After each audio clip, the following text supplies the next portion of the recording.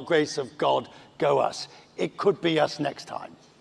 Yeah, with our competitor and with the rest of the industry, we share the objective of safe flights, safe mode of transportation for aviation. So that's never good when an incident is happening, whatever the type of plane. And this incident makes us very humble. We're just thinking again and again and again, what should we be doing to not be in that situation? Are we well protected from events? And the less accidents we see, the less acceptable each and every single accident. So the bar is constantly being raised, and that's good. That's for the safety of passengers. But related to this, and I won't spend much longer on this, but related to this is the examination, which we won't do here, of what clearly went wrong at Boeing. Focusing on share value, focusing on other things besides engineering and safety first, arguably. To that extent, do you look and think, do I need to tweak Airbus? Do I need to just, there's a red flag being shown to us. How do I respond as a result? We're always challenging ourselves on what we do, on what we don't do, on what we should be doing differently to try to get better. And we take learnings from everywhere, from mishaps, from what's happening in other industries, innovation, discussion with the regulators and the trends in the industry, what's happening with digitalization and what it enables. So we're constantly reviewing, challenging, and that's also the role of the governance in a company, of the discussion that the management is having with the board and with advisory and experts outside of the industry. We are in a very fast-changing world. Even the weather here today in Dubai is reminding us of the speed of change and the very VUCA nature of the world, volatile, unpredictable, complex, ambiguous, and therefore you need to be constantly reviewing what you're doing and challenging yourself. And I think that's one more ingredient of this constant challenge. Aviation has a bad rap when it comes to climate change, sustainability. Everybody, right, well, let's see. Let's see. How many people, let's have a number. How many people in this room think that aviation contributes 20% to global emissions? Few over there. How many of you think it contributes 15% to global emissions? 14%, 13, 12, 11, 10, 9, 8, 7, sorry? So what number do you think? 40%. Do I have an advance on 40%? Sir, what's the real number? 2%. 2%. 2%. So why does, nobody in this room would have said 2% except those who know. Indeed. So why are you doing such a dreadful job of getting that message across? Not just you personally, the whole industry. Guillaume, either of you. Well, 2% is 1 gigaton. And we don't like to think of 2% is small or 2% is not meaningful. I want to believe that we need to take those 2% or 2.5%, I think somewhere between 2 to 3%, to 0% by 2050. We want to take our share. And I am absolutely convinced that aviation is a force for good for humanity, but that global warming is a reality. So we need to deal with it. And that's why, with ICAO, with a lot of regulators, government, and other industrial partners, we've set the goal to be carbon neutral by 2050. We have a plan, and we want to go along that plan to combine the beauty and what aviation brings to the world, but also protection of the planet. And so we want to take care of those 2 to 3%. Right, but we can get to the reasons how and why, but the fact is the industry has become the whipping boy or girl to some extent for carbon neutrality, for climate change, because people think it's worse than it is. I believe that now this is changing, Richard, and especially because aviation and all actors, all stakeholders, starting by aircraft manufacturers, engine manufacturers, airlines, airports, air navigation service providers, and governments are aligned in aiming at zero emissions by the year 2050. So now the story of aviation is not to try to convince how little aviation contributes on carbon emissions, but now the story is to convince that aviation is acting to achieve zero emissions by the year 2050. So, how are you going to do it, Guillaume? So that's something quite simple, actually, that we have managed to agree with the rest of the interested parties. Today, you have around 25,000 planes, commercial airplanes, that flying around the world. Only 30% of those planes are of the latest generation. So when you replace an old generation plane by a new one, you're reducing fuel burn by 20 to 40%, depending on what generation you replace. And a lot of the backlog we have is for replacement. So that's the first step. Second step is those planes, the one we are selling right now, are not only burning less fuel, they're also capable of 50% of sustainable aviation fuel. And that's a very important part of the answer, because we're starting to go from fossil fuels to sustainable aviation fuel, and the ramp-up of SAF is a very strong and important ingredient to that equation. Should I go to the end of the plan? No, because I'm going to jump in here, if I may. How significant is SAF, sustainable aviation fuel? You'll hear us use that phrase again and again. How significant is SAF to achieving net zero? Is the pillar. Is the pillar because the technology is now available, as Guillaume was just mentioning, is available in aircraft around the globe, and governments are now focused on aiming and scaling up the production and distribution availability of sustainable aviation fuels globally. Just remind us the percentage of sustainable aviation fuel currently being used by airlines. Less than 1%. Less than 1%. Less than 1% of the fuel that is being used by airlines today is made of sustainable aviation fuel. So we are just at the beginning of that transition. Right, so what do we need to do to accelerate because at the moment it's about 3 times more expensive, 3 to 5 times more expensive SAF over traditional fuel. And unless you're going to pass the price, well, it's not a question of passing the price on. You cannot get the necessary, airlines cannot get SAF in the necessary quantities, correct? Yes. Well, you need policies that incentivize the production of sustainable aviation fuels globally. You need the technologies to be more and more available, and you need the financing to scale up the production.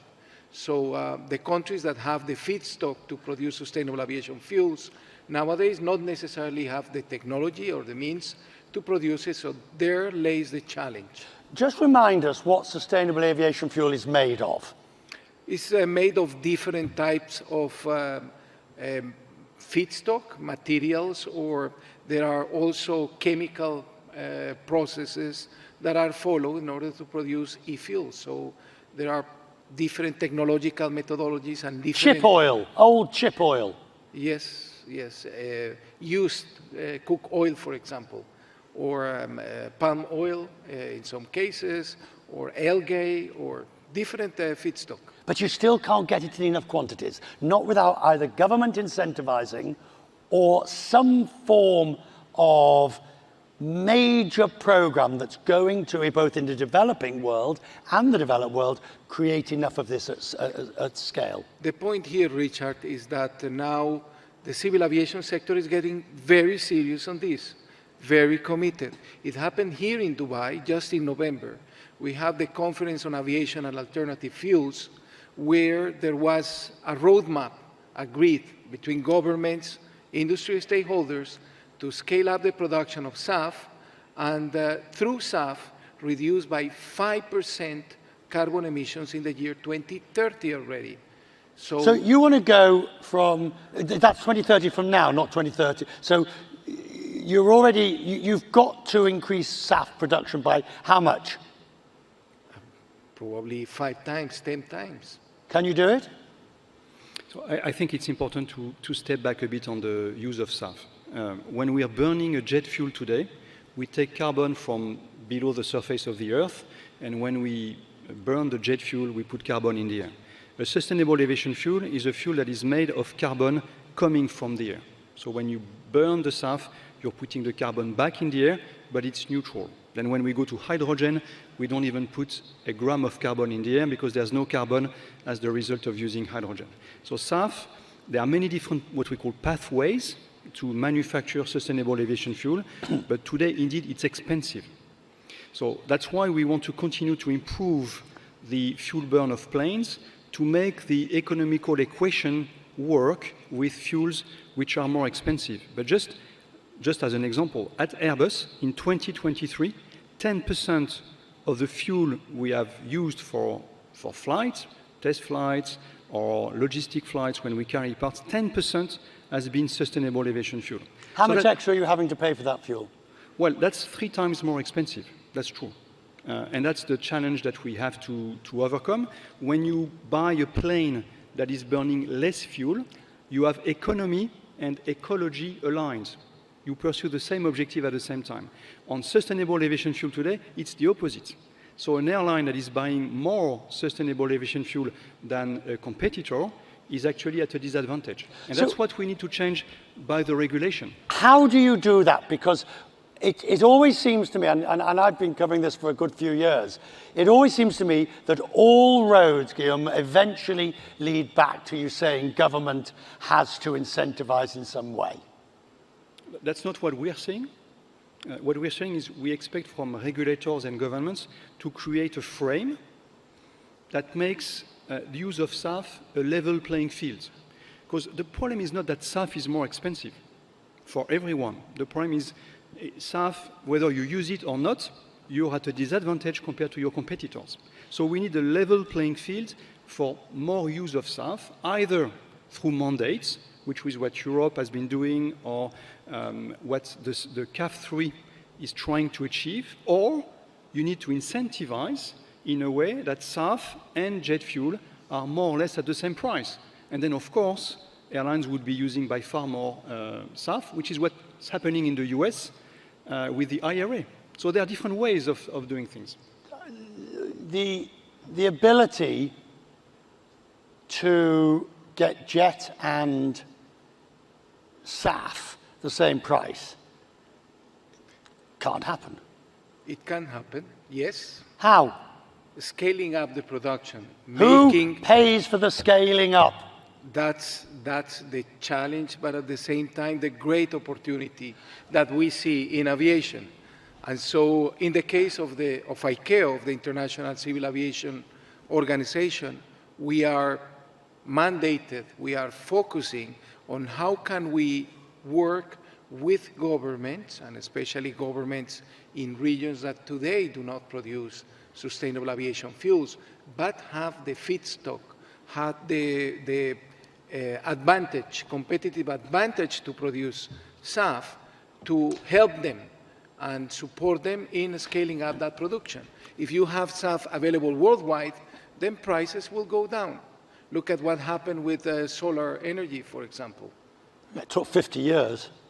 Well, in aviation, we accelerate things. So we have 20 years to do it. Hydrogen. You love hydrogen, don't you? Yes, I do. Go on. Why? Yeah. Why? For the reason I mentioned before. I think going from fossil fuel being used, putting carbon in the air, to SAF with a lot of complexity for sustainable aviation fuel to get the carbon out of the air, capturing carbon in quantities that are required for all fuels that we're using in aviation and in other industries will be a massive challenge. Going to hydrogen, where you don't need to capture carbon from the air. You just produce green hydrogen with green energy. So you scale up green energy, and then you burn hydrogen as a fuel, or you use hydrogen in a fuel cell, which means you're just powering with electricity an electric plane. And we believe that's the ultimate way of powering aviation. The only but is that it requires a lot of engineering to go from the today's form of planes we know to new forms of propulsion on aviation. And that's what Airbus is working on very seriously. We want to enter into service the first commercial hydrogen plane by 2035, and we're on track to be doing this. When you say hydrogen, people immediately think, of course, of the Hindenburg and dangerous and gases and things. It's not, is it? Well, if you would have put jet fuel in the same balloon, you might have come to the same output. So it's a completely different story than using a fuel as a fuel and not as a way to... What's the biggest complexity in going to hydrogen? Yeah. So there are three challenges if we take a step back. One is to design, test and validate the technologies and do a plane. That's actually the easier part, the technology. The second one is to prepare the regulatory framework for hydrogen, production, transportation, distribution. To certify a plane with hydrogen technologies, there's no regulatory framework today. So that's probably a bigger challenge. And the third challenge is to have the green hydrogen at the airports at the right time, in the right quantity, at the right price, and so on and so on. So three challenges, okay? Then when we speak about the plane, I think that was more of your question, the technology on board the plane, you need to have liquid hydrogen, and the liquid hydrogen is at minus 253 degrees Celsius, okay? So that's a technology which we don't have today on commercial aviation, and that we're developing, but that exists on satellites, on rockets, on launchers, as well on trucks. So it's not only rocket science, that's something that can come to aviation. So with hydrogen, because I'm never quite sure when we talk about it, do you have to, I mean, just, you know, we know it works, we just can't get it, we just haven't found a way to get it to work in this scenario? Or is it a case of we're not sure it's going to work? We still need to solve a fundamental problem to get it to work? No, we're sure it's going to work. You don't need to change the laws of physics to make it work. For instance, one example, the energy density of jet fuel is around 12,000 watt hours per kilogram, 12,000. A battery is 200 to 500. So you would have to change the laws of physics, sort of, to power an A320 with batteries. Hydrogen is at 33,000 watt hours per kilogram. So the energy density of hydrogen is great. So there's nothing that is impossible to manage. It's just a lot of engineering, as this has not been done yet. Are you betting the bank on it? No, of course not. You're not? No, we continue to develop traditional commercial aviation planes. We're preparing the next generation of single aisle, of wide bodies, reducing the fuel burn, going to sustainable aviation fuel. But we will be the first one to bring a hydrogen plane for a small number of passengers, smaller distances, to start this technology. Are you working on regulation for electric planes, hydrogen planes? In other words, are you keeping up with them as they are advancing? Are you keeping up with them so that if and when they do create this vehicle, you're able to say, right, here's your rule book for it? Regulators around the world are working with companies like Airbus and other innovative solutions in order to make sure that the high standards of safety that are required by aviation are complied with to certify that type of products. Once we start seeing standards being adopted or products being certified, then it will become a global standard. CAF 3, the meeting that was held in Dubai, that didn't come up with anything that mandatory, did it? It's all still a bit voluntary and a bit, if you like, in the look of it. It is the way multilateralism works, Richard. Or not? Work. In this case of aviation, if you ask for aviation, for those that started in 1903, if aviation is going to be the safest mode of transportation, probably they wouldn't believe that. And today we have the safest mode of transportation to a great deal thanks to the standards that this multilateral system has brought into place. How do you convince people to continue flying, Guillaume, whilst all this is going on and you are working towards hydrogen and you're working towards zero emissions? How do you convince people to keep flying? Or, I think I'm talking to the wrong audience here because this lot will keep flying regardless, but to the next generation that says, well, it's all very environmentally unsound and not good. Well, actually, that's not what we are seeing, Richard. There's by far more demand than the ability to supply today.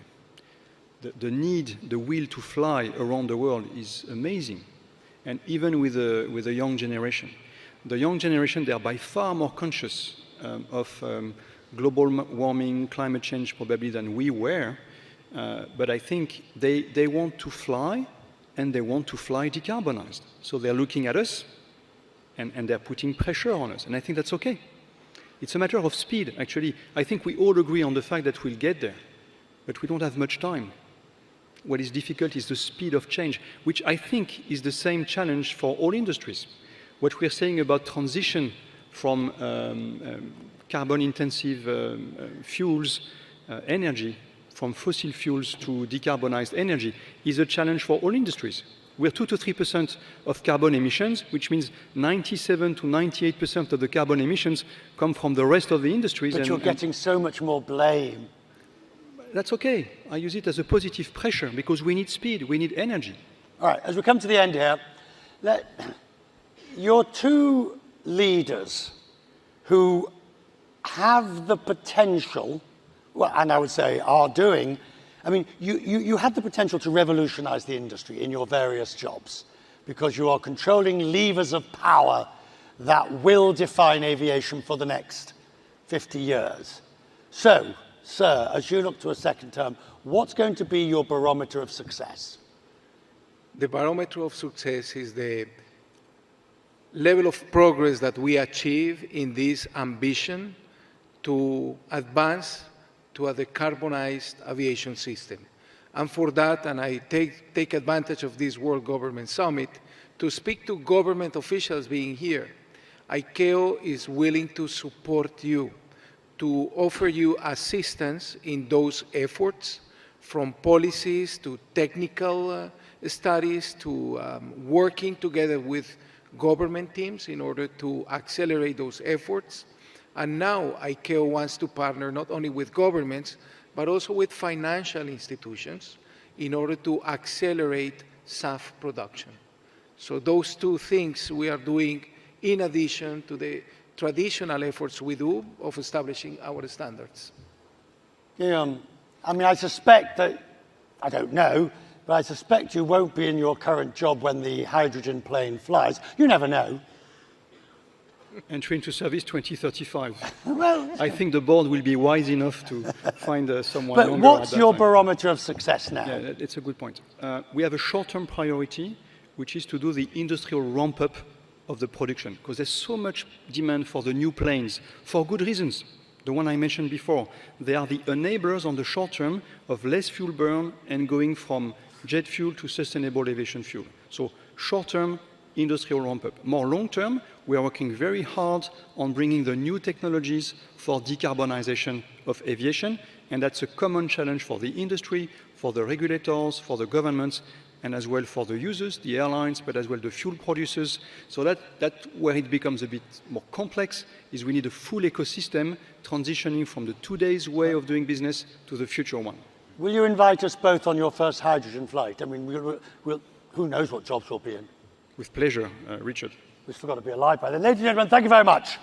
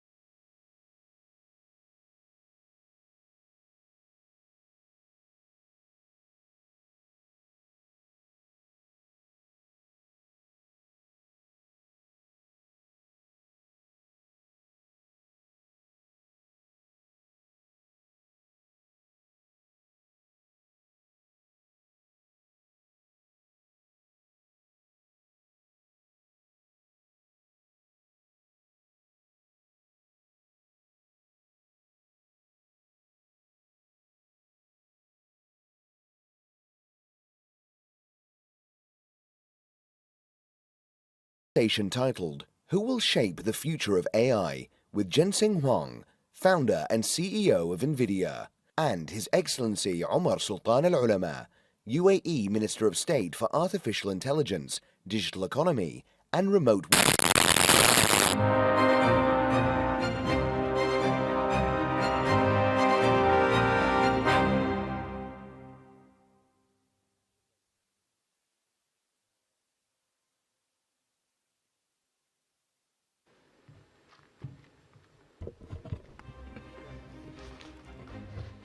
Good morning.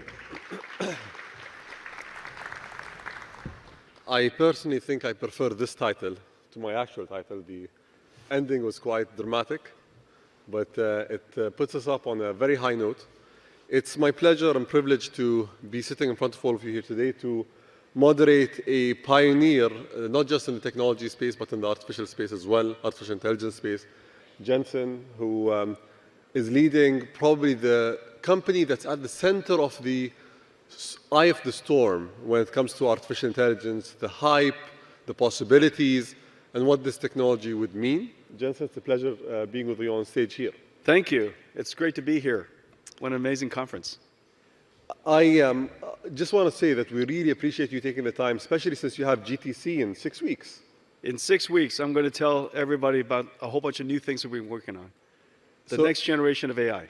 Every single year, they just push the envelope when it comes to artificial intelligence and GTC. So we're hoping to get a few snippets out of this. Okay. So I'd like to start with a question that was going on in my mind. How many GPUs can we buy for $7 trillion? Well, apparently all the GPUs. I think this is one thing I'm waiting to ask Sam about, because it's a really big number. Talk about ambition. We have a lot of ambition here in the UAE. We don't lack ambition. But is there a view that you can give the government leaders today with regards to compute capabilities and artificial intelligence? How can they plan well? Where do you think the deployment is going to make sense? And what advice do you have? Well, first of all, these are amazing times. These are amazing times because we're at the beginning of a new industrial revolution. Production of energy through steam, production of electricity, IT and information revolution with PC and internet, and then now artificial intelligence. We are experiencing two simultaneous transitions, and this has never happened before. The first transition is the end of general purpose computing and the beginning of accelerated computing. It's like specialized computing. Using CPUs for computation as the foundation of everything we do is no longer possible. And the reason for that is because it's been 60 years. We invented central processing units in 1964, the announcement of the IBM System 360. We've been riding that wave for literally 60 years now. And this is now the beginning of accelerated computing. If you want sustainable computing, energy-efficient computing, high-performance computing, cost-effective computing, you can no longer do it with general-purpose computing. You need specialized, domain-specific acceleration. And that's what's driving at the foundation our growth, accelerated computing. It's the most sustainable way of doing computing going forward. It's the most energy-efficient. It is so energy-efficient, it's so cost-effective, it's so performant that it enabled a new type of application called AI. The question is, what's the cart and the horse? You know, at first it's accelerated computing and enabled a new application. There's a whole bunch of applications that are accelerated today. And so now we're in the beginning of this new era. And what's going to happen is there's about $1 trillion worth of installed base of data centers around the world. And over the course of the next 4 or 5 years, we'll have $2 trillion worth of data centers that will be powering software around the world. And all of it's going to be accelerated.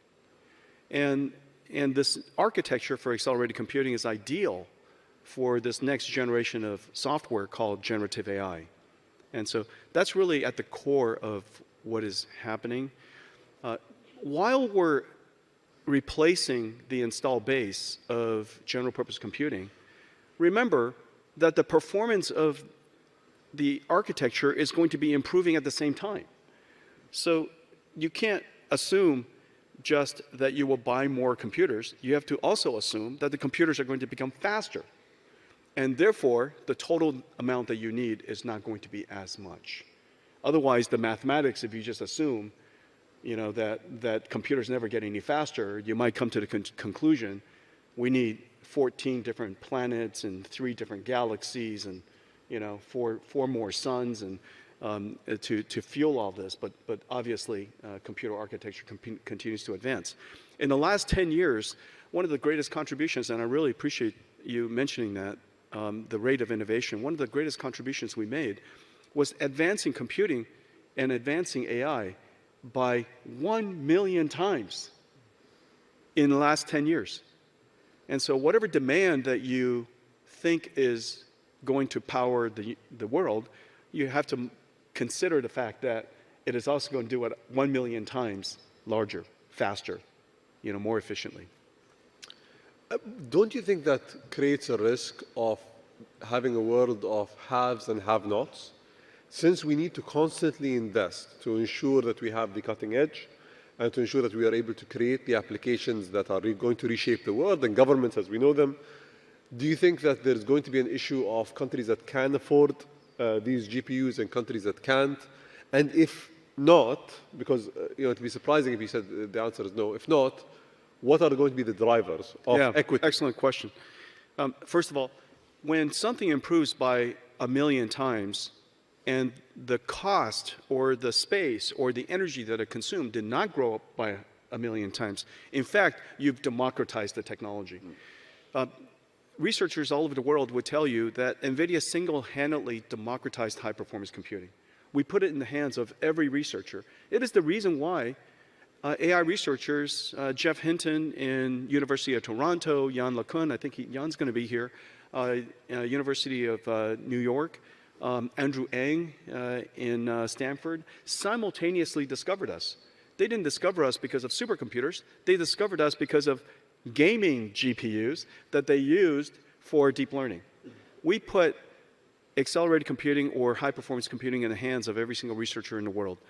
And so when we accelerate the rate of innovation, we're democratizing the technology. The cost of building, purchasing a supercomputer today, it's really negligible. And the reason for that is because we're making it faster and faster and faster. Whatever performance you need costs a lot less today than it used to. It is absolutely true we have to democratize this technology, and the reason why is very clear. There's an awakening of every single country in probably the last 6 months that artificial intelligence is a technology you can't be mystified by. You cannot be terrified by it.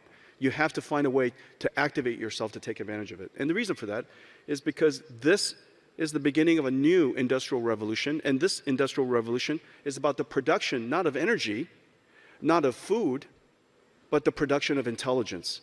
And every country needs to own the production of their own intelligence, which is the reason why there's this idea called sovereign AI.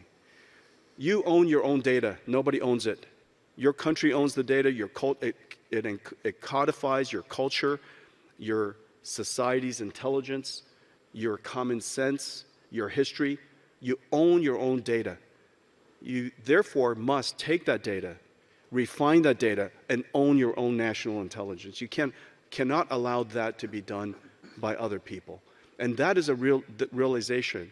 Now that we've democratized the computation of AI, the infrastructure of AI, the rest of it is really up to you to take initiative, activate your industry, build the infrastructure as fast as you can so that the researchers, the companies, your governments can take advantage of this infrastructure to go and create your own AI.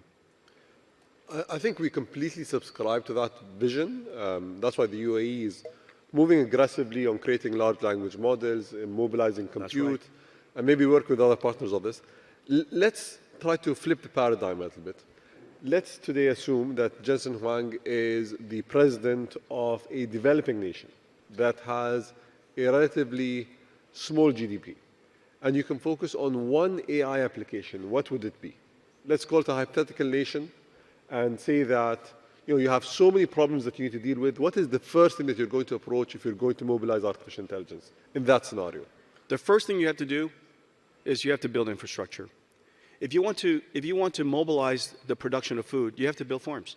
If you want to mobilize the production of energy, you have to build AC generators.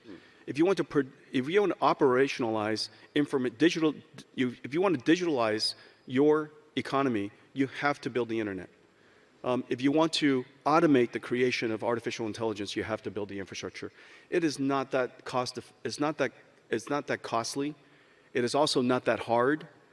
Companies all around the world, of course, wants to mystify, terrify, glorify, all of those ideas. But the fact of the matter is, they're computers. You can buy them off the shelf. You can install it. Every country already has the expertise to do this, and you surely need to have the imperative to go activate that.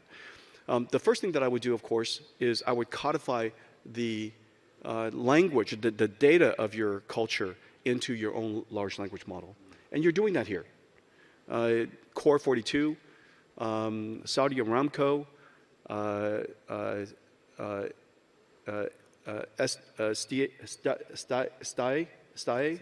Sadai, really doing important work to codify the Arabic language and creating your own large language model. But simultaneously, remember that AI is not just about language. We're seeing several AI revolutions happening at the same time.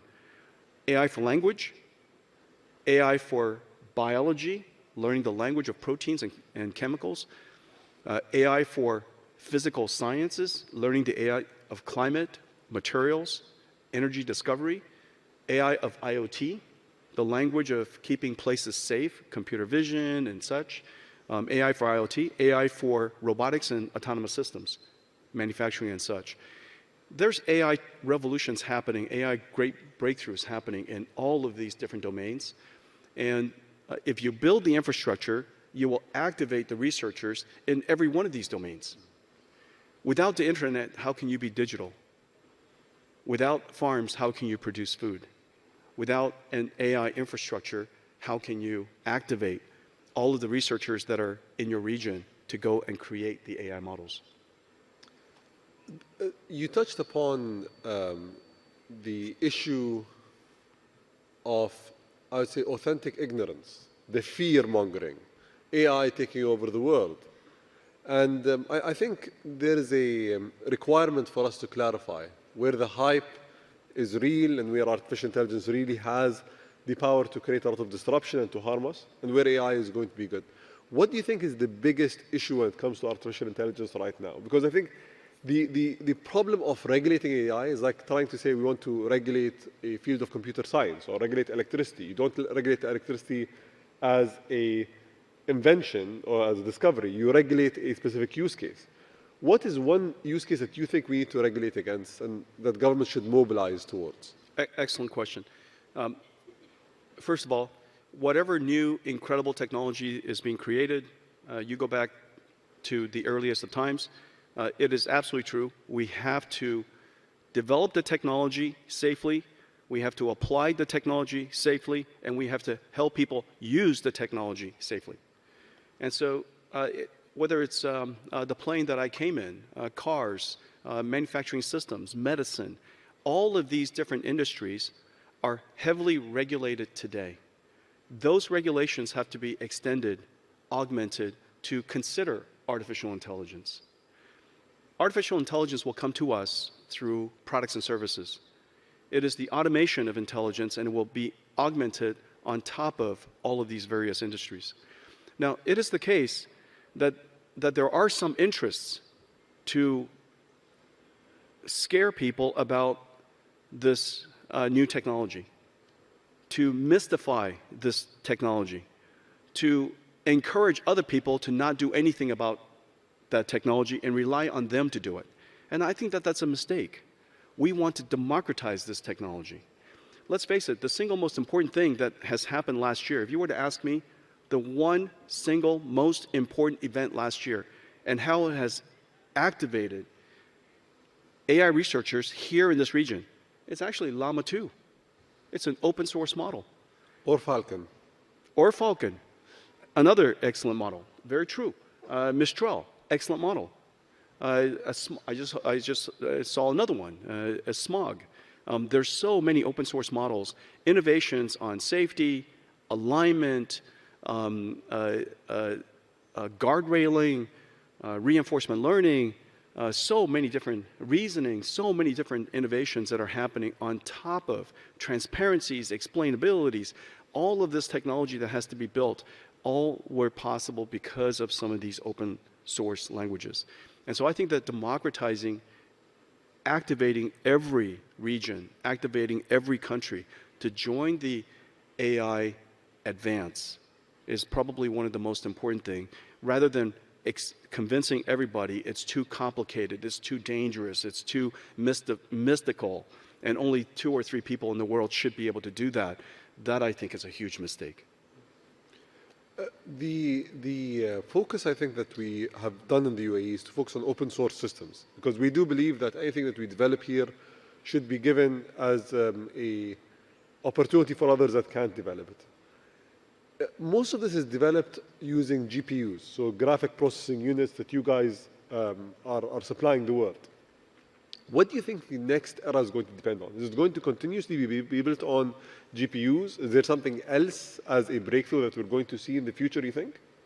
Actually, you know that in just about all of the large companies in the world, there are internal developments. At Google, there's TPUs. At AWS, there's Trainium. At Microsoft, there's Maya. Meta has chips that they're building. In China, just about every single CSP has chips that they're building. The reason why you mention NVIDIA GPUs is NVIDIA GPU is the only platform that's available to everybody on any platform. That's actually the observation. It's not that we're the only platform that's being used. We're simply the only platform that's used that democratizes AI for everybody's platform. We're in every single cloud. We're in every single data center. We're available in the cloud, in your private data centers, all the way out to the edge, all the way out to autonomous systems, robotics, and self-driving cars. One single architecture spans all of that. That's what makes NVIDIA unique, that we can, in the beginning when CNNs were popular, we were the right architecture because we were programmable. Our CUDA architecture has the ability to adapt to any architecture that comes along. So when CNN came along, RNN came along, LSTMs came along, and then eventually transformers came along, and now vision transformers, bird's eye view transformers, all kinds of different transformers are being created. A next generation state space models, which is probably the next generation of transformers. All of these different architectures can live and breathe and be created on NVIDIA's flexible architecture. And because it's available literally everywhere, any researcher can get access to NVIDIA GPUs and invent the next generation. So for those of you who are non-technical and heard a foreign language there with CNNs and some of the other acronyms that are being used, the thing about artificial intelligence is it's going through a lot of evolutions over a very short period of time. So whatever the infrastructure that was used probably 5 years ago is very different to the infrastructure that's being used today. But what Jensen's point was, I think it's a very important point, is NVIDIA has always been relevant. Historically, we see companies that are relevant at one phase of development, and then as the infrastructure changes, they become irrelevant. But you guys were able to innovate and push through. Let's move to a non-AI related topic for a second. I want to talk about education. So today, knowing what you know, seeing what you see, and being at the cutting edge of this technology, what should people focus on when it comes to education? What should they learn? How should they educate their kids and their societies? Wow, excellent question. I'm going to say something, and it's going to sound completely opposite of what people feel. You probably recall, over the course of the last 10 years, 15 years, almost everybody who sits on a stage like this would tell you it is vital that your children learn computer science. Everybody should learn how to program. And in fact, it's almost exactly the opposite. It is our job to create computing technology such that Nobody has to program. And that the programming language, it's human. Everybody in the world is now a programmer. This is the miracle. This is the miracle of artificial intelligence. For the very first time, we have closed the gap. The technology divide has been completely closed.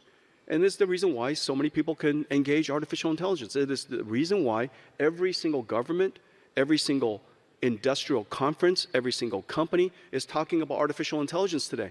Because for the very first time, you can imagine everybody in your company being a technologist. And so this is a tremendous time for all of you to realize that the technology divide has been closed. Or another way to say it, the technology leadership of other countries has now been reset.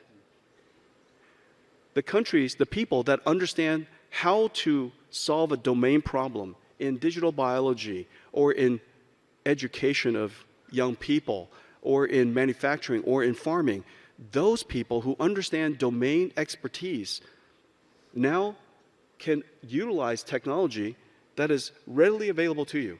You now have a computer that will do what you tell it to do, to help automate your work, to amplify your productivity, to make you more efficient. And so I think that this is just a tremendous time. The impact, of course, is great, and your imperative to activate and take advantage of the technology is absolutely immediate, and also to realize that to engage AI is a lot easier now than at any time in the history of computing. It is vital that we upskill everyone, and the upskilling process, I believe, will be delightful, surprising, to realize that this computer can perform all these things that you're instructing it to do and doing it so easily. So if I was going to choose a major in university as a degree that I'm going to pursue, what would you give me as advice for something to pursue? If I were starting all over again, I would realize one thing, that one of the most complex fields of science is the understanding of biology, human biology. Not only is it complicated because it's so diverse, so complicated, so hard to understand, living and breathing, it is also incredibly impactful. Complicated technology, complicated science, incredibly impactful. For the very first time, and remember, we call this field life sciences. And we call drug discovery, discovery, as if you wander around the universe and all of a sudden, hey, look what I discovered. Nobody in computer science, nobody in computers, and nobody in the traditional industries that are very large today, nobody says car discovery. We don't say computer discovery. We don't say software discovery. We don't go home and say, hey, honey, look what I found today. This piece of software. We call it engineering. And every single year, our science, our computer science, our software becomes better and better than the year before. Every single year, our chips get better. Every single year, our infrastructure gets better. However, life sciences is sporadic. If I were to do it over again right now, I would realize that the technology to turn life engineering, life science to life engineering is upon us. And that digital biology will be a field of engineering, not a field of science. It will continue to have science, of course, but not a field just of science in the future. And so I hope that this is going to start a whole generation of people who enjoy working with proteins and chemicals and enzymes and materials, and they're engineering these amazing things that are more energy efficient, that are lighter weight, that are stronger, that are more sustainable. All of these inventions in the future are going to be part of engineering, not scientific discovery. So I think we can end with a very positive note. Hopefully we're going to enter an era of discovery, an era of proliferating a lot of the things that unfortunately today are challenges to us, whether it's disease, whether it's limitations in resources. Thank you so much, Jessica, for taking the time and being with us. And I know that we could have continued for another hour, but thank you for taking the stage, and thank you for your insights. Thank you. Thank you, everyone.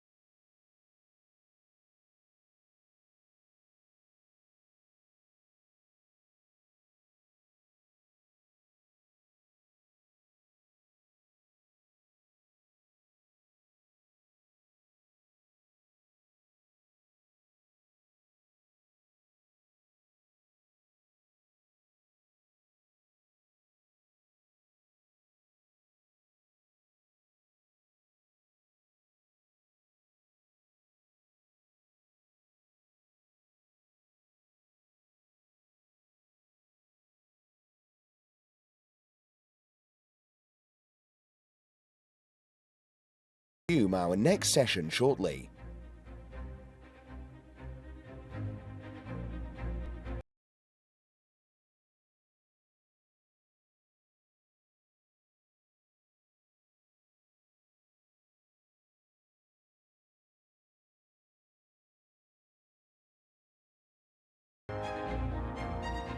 أصحاب السمو والمعالي، الحضور الكريم، تنعقد الآن جلسة فخامة بول كاغامي رئيس جمهورية رواندا تحاوره إليني جيوكوس من CNN. Your Highnesses, Excellencies, ladies and gentlemen, our next session is a conversation with His Excellency Paul Kagame, President of the Republic of Rwanda. This session is moderated by Eleni Jokos from CNN.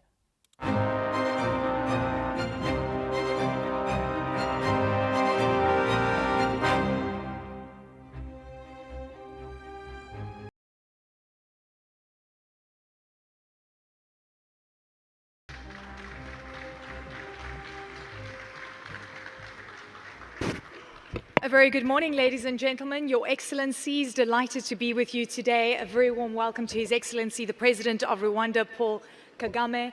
Great to see you, sir. And welcome to a very rainy Dubai, something that we're used to in Africa, but not here in the UAE. Happy to see you. Fantastic. In April this year, it would have been 30 years since the Rwanda genocide. It's an important time to remember. You've built the country back in a very strong and formidable way, but it is important to remember the atrocities that are unconscionable, a tragedy that shouldn't have occurred. The world watched on over that period, and many would say the international community turned its back on Rwanda and didn't intervene. It's a pertinent conversation to have right now, given what we're seeing in this very region, where there are questions about international law being broken and the way that it is applied in Gaza. Do you believe that the international community has not taken heed of the lessons of Rwanda and that we are making the same mistakes again as humanity? Well, happy to see you, Eleni, and happy to be back here in Dubai for this summit. It's always good to be here. There are many ideas that one learns from and contributes to as well. So to the question, lessons learned is always talked about, but I don't see many in the world learning lessons. We should be learning from history, from many things that have happened, from a lot of events. In the case of Rwanda, what you've just said happened. We had a tragedy of the century, more or less, and there wasn't much in terms of mobilization for what was happening to be stopped. It had not been prevented. But at least we were left with an opportunity to learn from it. We have learned ourselves. The world needed to learn. But when you see so many things happening in the world, you question whether lessons were learned. And it's not just in Gaza or it's in many parts of the world. There are so many conflicts, there are things happening that with the resources in the world and with the power in hands of some people, these things should not be happening. It means the power, the influence, the kinds of things some big countries have in their hands are not being put to good use, and that's why we see conflicts, instability, and loss of life to this extent that we see every day. So is it fair to say then, Mr. President, that the international community just is failing because it doesn't have the mechanisms, the resources? I mean, we saw the interim ruling from the International Court of Justice. There's been so much happening at the UN Security Council, frankly, on various issues, and you spoke about other conflicts and other atrocities that are happening even on the continent, by the way, in Africa. How would you define what should be done? Because you've always been someone that spoke about prevention as opposed to be reactionary to what we're seeing on the conflict front.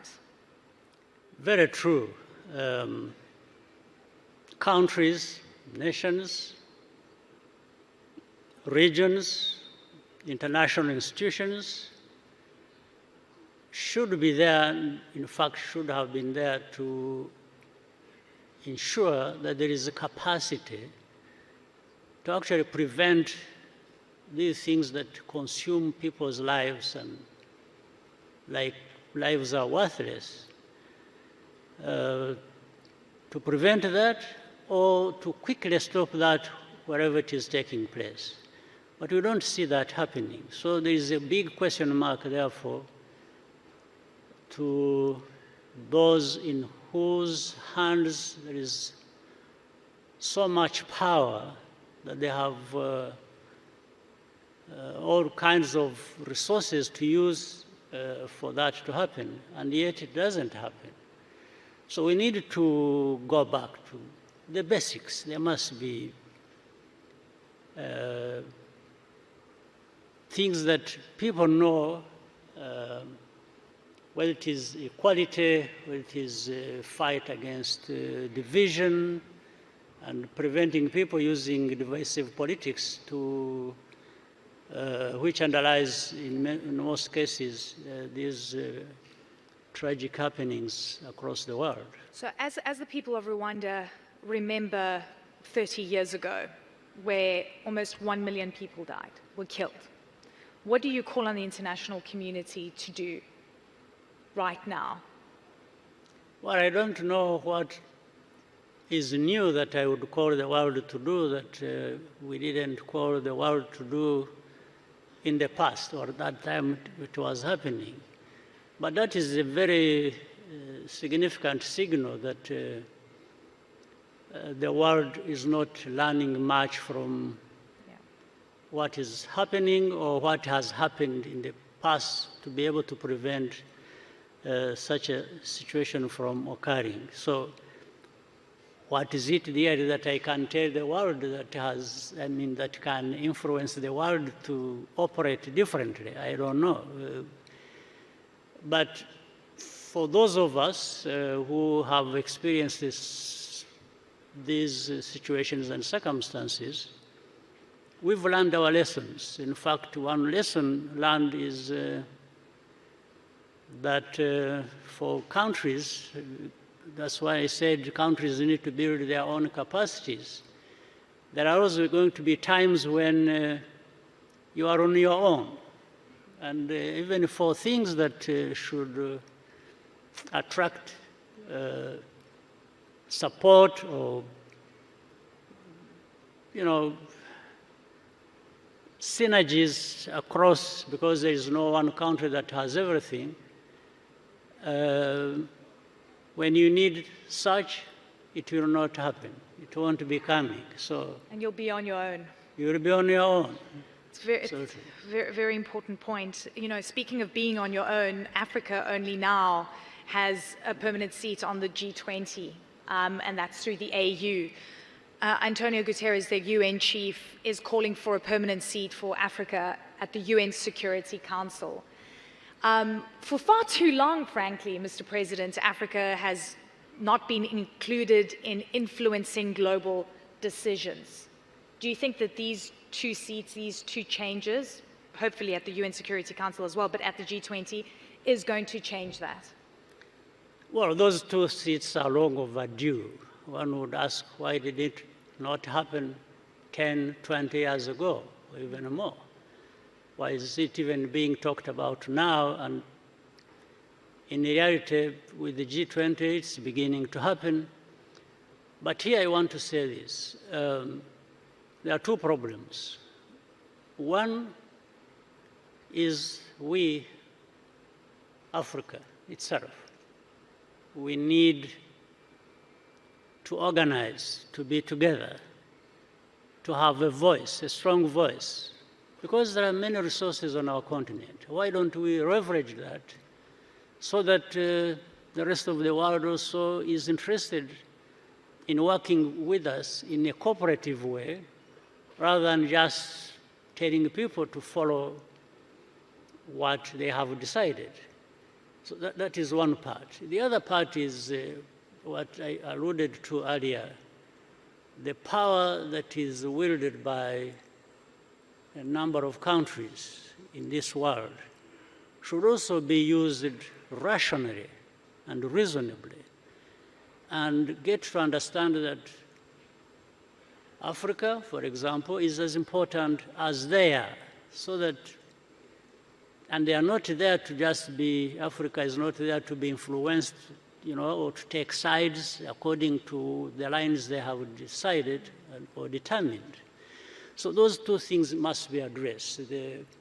How rational the powerful parts of the world are and how they use their power. The second is for Africa to understand and to know that it's actually powerful in many ways.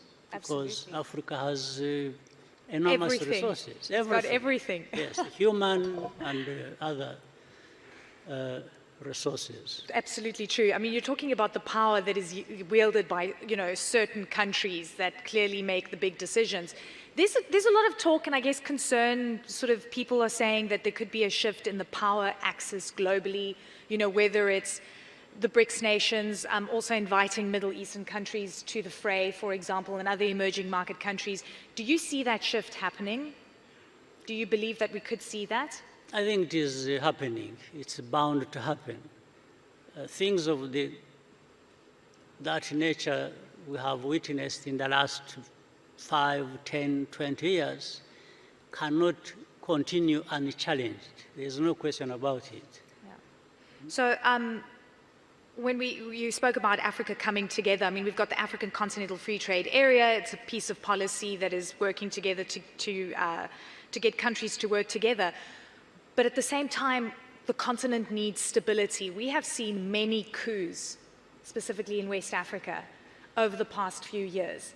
How concerned are you? Because we've got 19 presidential and democratic, general elections this year in Africa.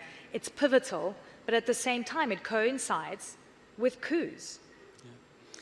Well, it goes back to learning lessons. I'm sure people in those countries or places where coup d'etats are taking place, we have also to look at the root cause of that. It is easy to condemn coups and say it shouldn't happen. It is right. But at the same time, we need to ask ourselves the question. We understand it that way, yet the coups actually keep taking place. So that means there's something lacking. And therefore, that's what takes us to the root causes.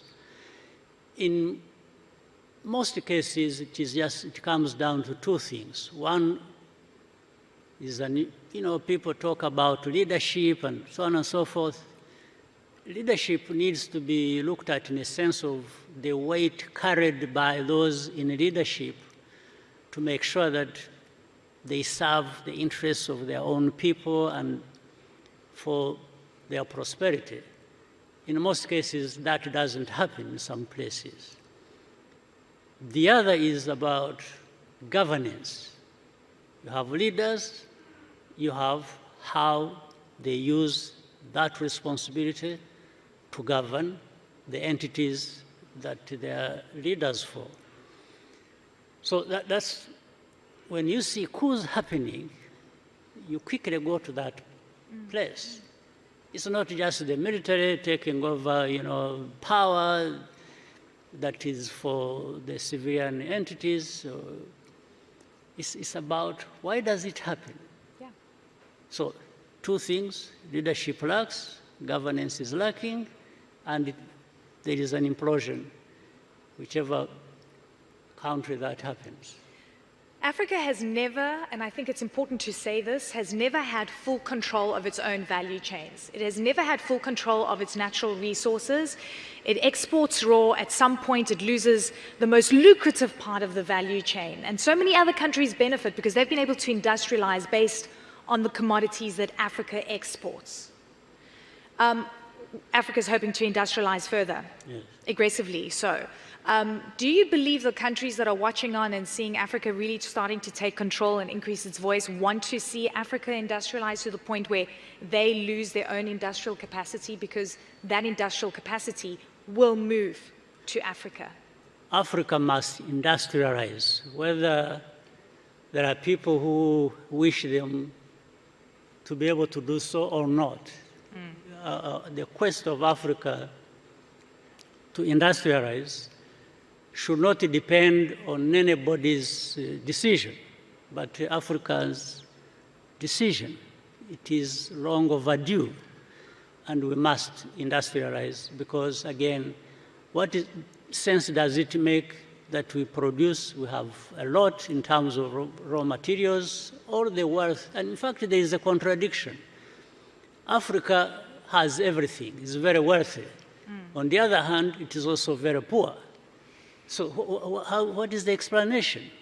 It is not justified. So Africa must come together, must invest in their resources, must invest in value addition, must get involved with manufacturing, and understand there is a sense of urgency as well for this to happen. Are you concerned about external influence on the continent right now? I think, when you speak, it depends on who you speak to. The US wants to exert its influence. Europe, Russia, for example, that's definitely been in the news. Who is influencing the continent? Because China, for example, also wants a foothold and has a big foothold on the continent. Are you worried about external influence and what that means? Well, I think it's a concern, but I'm not worried, because we are responsible for doing certain things for that not to happen. So, but that is happening. So that is another responsibility of the Africans, to make sure that Africa is not there for anybody's taking. It's as if we are there just for anyone to come and pick and do whatever they want with us. So this is a responsibility we carry. This is something that is urgent, to make sure that we are not there to be influenced to take a certain line or the other line because somebody has decided so and because somebody is powerful. So Africa must be that powerful to make sure that we do what has been determined by ourselves to be important to us and our people. What doesn't Africa have to be able to decide? Absolutely. To do that? Mr. President, one quick question. You've got presidential elections later on this year. President Biden last week said, or a few days ago said, I'm the most qualified man for the job and I need to see this through. I need to finish what I started. Elections in Rwanda this year, do you believe that you're the most qualified for the job and to see it through? Yeah, the elections are for people to decide whether the people they are electing are qualified to do the job. So we'll see. The voting counts.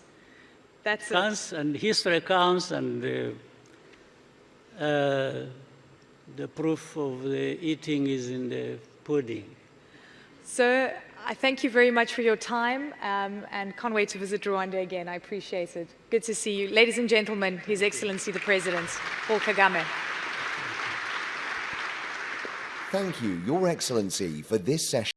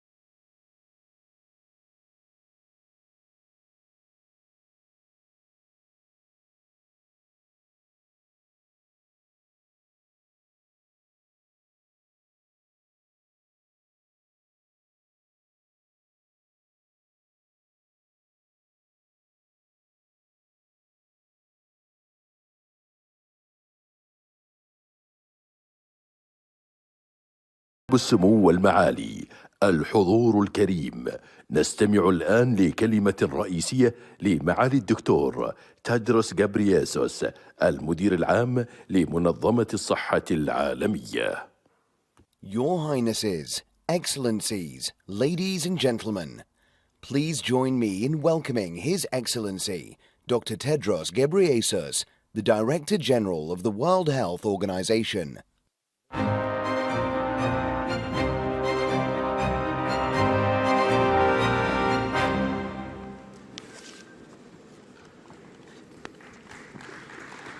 Thank you. Thank you.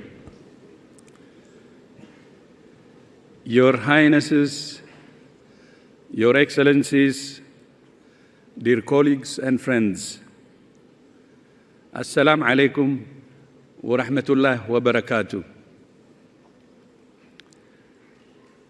I thank Your Highnesses for your hospitality, for your steadfast support for the World Health Organization and global health, and for the opportunity to address you today. It's a great pleasure to be back in Dubai.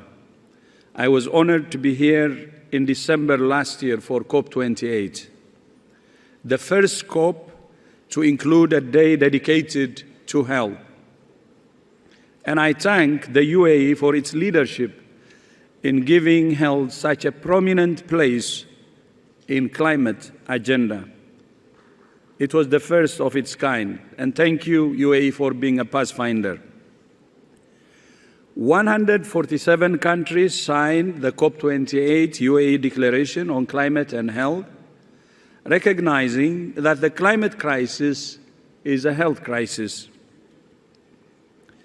In particular, I thank the UAE for its support for the WHO Global Logistics Hub here in Dubai, which has become an essential part of WHO's operational response to health emergencies around the world. Last year, the hub distributed medical supplies for 50 million people in emergency situations in 81 countries in every region of the world: Afghanistan, Chad, Fiji, Haiti, Papua New Guinea, Sri Lanka, Ukraine, Venezuela, Yemen, and more. Since the hub opened in 2015 in Dubai, it has expanded sevenfold, from 3,000 to 20,000 square meters.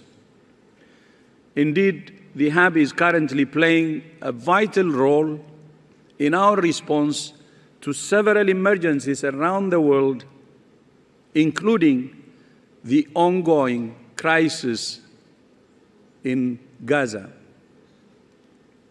So far, we have delivered 447 metric tons of medical supplies to Gaza.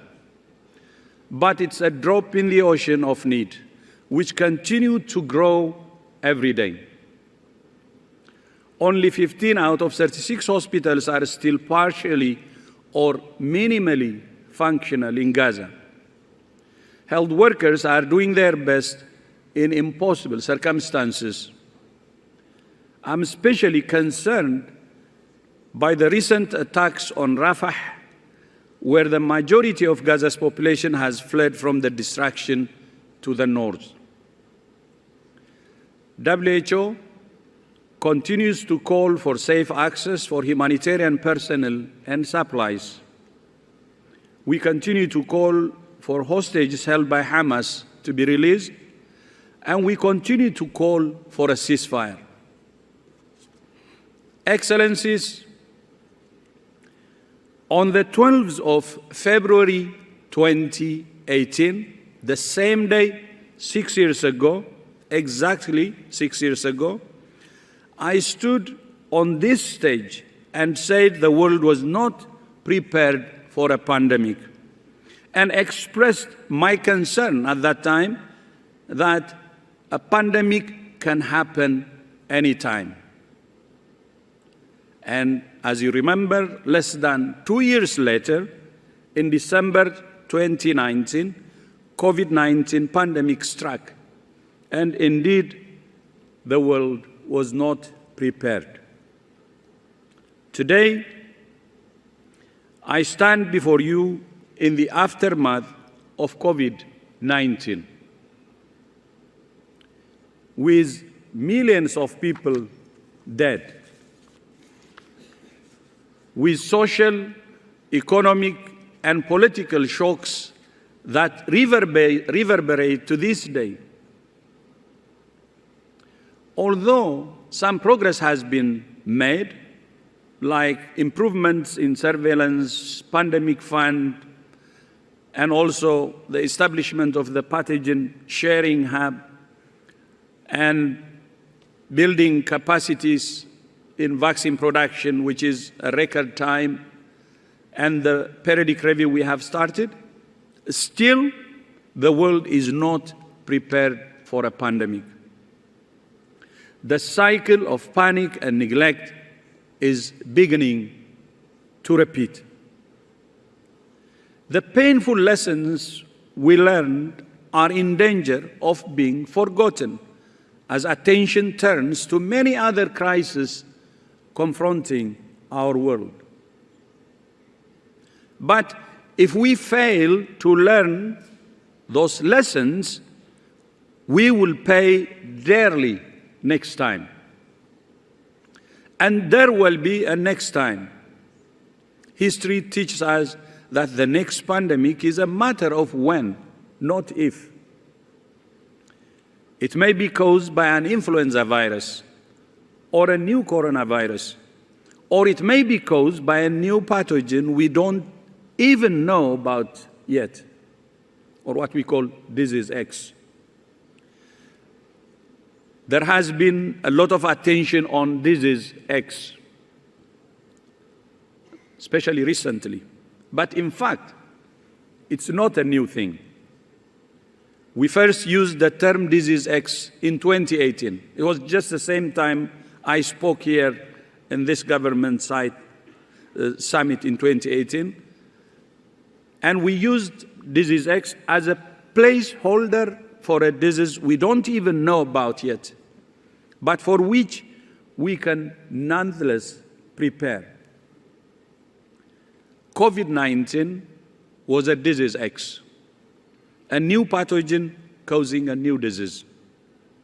But there will be another disease X, or a disease Y, or a disease Z. And as things stand, the world remains unprepared for the next disease X and the next pandemic. If it struck tomorrow, we would face many of the same problems we faced with COVID-19.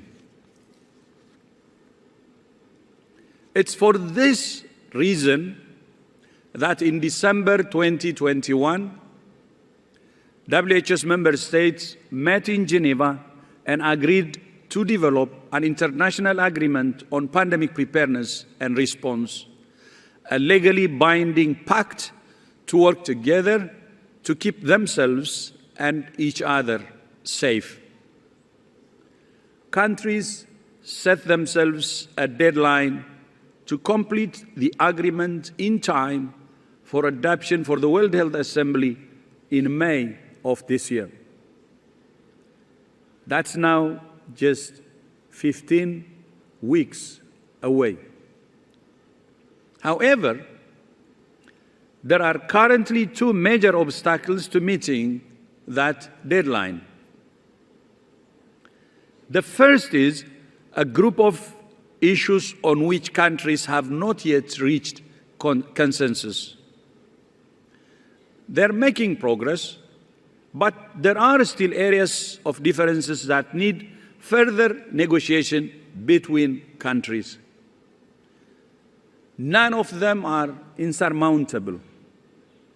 If countries listen to each other's concerns, I'm confident they can find common ground and a common approach. The second major barrier is the litany of lies and conspiracy theories about the agreement. That it's a power grab by the World Health Organization, that it will cede sovereignty to WHO, that it will give WHO power to impose lockdowns or vaccine mandates on countries, that it's an attack on freedom, that WHO will not allow people to travel, and that WHO wants to control people's lives. These are some of the lies that are being spread. If these lies weren't so dangerous, these lies would be funny. But they put the health of the world's people at risk. And that is no laughing matter. These claims are utterly, completely, categorically false. The pandemic agreement will not give WHO any power over any state or any individual for that matter. Anyone who says it will is either uninformed or lying. But don't take my word for it. The draft agreement is available on the WHO website for anyone who wants to read it. And anyone who does will not find a single sentence or a single word giving WHO any power over sovereign states. You know, countries are even talking about sovereign AI, as we have seen in the previous panel. The same way, countries will keep their sovereignty. That's because it's sovereign states themselves who are writing the agreement. Why should they agree to cede sovereignty to WHO? We cannot allow this historic agreement, this milestone in global health, to be sabotaged by those who spread lies, either deliberately or unknowingly. Let me be clear. WHO did not impose anything on anyone during the COVID-19 pandemic. Not lockdowns, not mask mandates, not vaccine mandates. We don't have the power to do that. We don't want it, and we're not trying to get it. Our job is to support governments with evidence-based guidance, advice, and when needed, supplies to help them protect their people. But the decisions are theirs, and so is the pandemic agreement. It has been written by countries, for countries, and will be implemented in countries in accordance with their own national laws. In fact, WHO will not even be a party to the agreement. The parties are governments and governments alone. Far from ceding sovereignty, the agreement actually affirms national sovereignty and national responsibility in its foundational principles. Indeed, the agreement is itself an exercise of sovereignty. It's about the commitments countries are making to keep themselves and each other safer from pandemics. And it recognizes that they can only do that by working with each other. Let me tell you what the agreement does say. It's a set of commitments by countries to strengthen the world's defenses in several areas, to strengthen prevention with a One Health approach, the health and care workforce, research and development, access to vaccines and other products, sharing of information, technology and biological samples, and more. Now I ask you, what is so problematic about those commitments? Is there anyone who thinks countries should not cooperate? Does anyone think countries should not share information? Does anyone think some people are more deserving than others of access to vaccines and other tools? In our interconnected and interdependent world, countries can only keep themselves safe if they work with each other. In that sense, the pandemic agreement is a commitment to national security. It's in every country's own national interest, because pathogens have no regard for the lines humans draw on maps, not for the color of our politics, the size of our economies, or the strength of our military. For everything that makes us different, we are one humanity, the same species, sharing the same DNA and the same planet. We have no future but a common future. Common threats then demand a common response. That's why this pandemic agreement is so important. Your Highnesses, Your Excellencies, the COVID-19 pandemic inflicted huge losses on communities, countries, businesses, and economies. Those losses must not be in vain and must not be repeated. It's possible or even likely that we will face another pandemic in our lifetimes. We can't know how mild or severe it might be, but we can be ready. Are we ready now? Not yet. That's why the pandemic agreement is mission critical for humanity. It's a pact with the future that we will not expose the generations who follow us to the same suffering that we endured.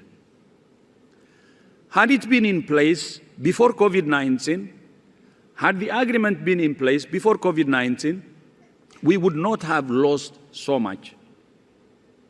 Now is the moment for leadership from the highest levels of government to deliver the pandemic agreement to the World Health Assembly in 15 weeks' time. Now is the time to say no to inequity, no to lies and misinformation, and yes to international cooperation, yes to equity, and yes to solidarity.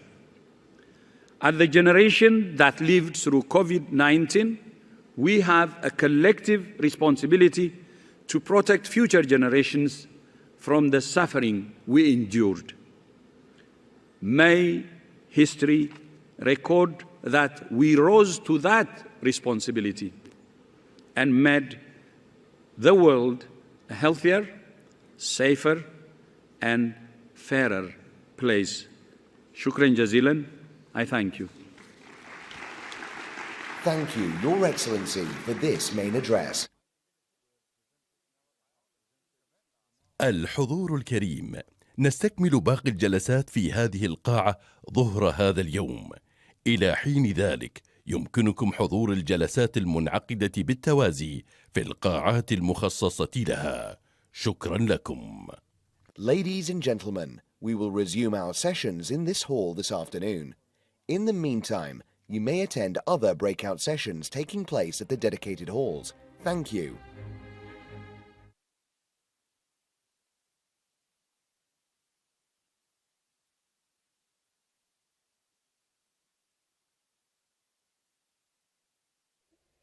Is where you start having truly intelligent assistants.